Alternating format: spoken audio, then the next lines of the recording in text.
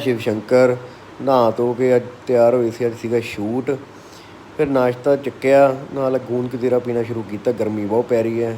नाल खाधे मल्टीविटामिन सी। फिर गड्डी 'च बह के लाइयां ऐनकां, गड्डी की ठंडी। फिर पहुँच के उत्थे पिज़्ज़ा ऑर्डर किया, वो मंगा लिया सी। फिर शूट चल पिया दी दा, वो थोड़े कंप्लीट करके पहुँचे दादी जी घरे। उन्होंने हासा खेडें करके उधरों निकले। कैनी 'च तेल भराउणा सी, वो भराया।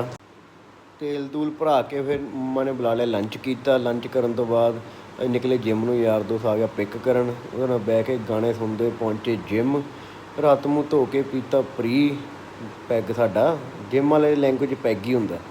फिर उस तो बाद लाई शोल्डर का प्रॉपर वर्कआउट ला के पूरा खिच के शोल्डर तोड़ के उस तो बाद निकले। मैडिसिन लैनी सी, इलैक्ट्रोलाइट खत्म होए सी।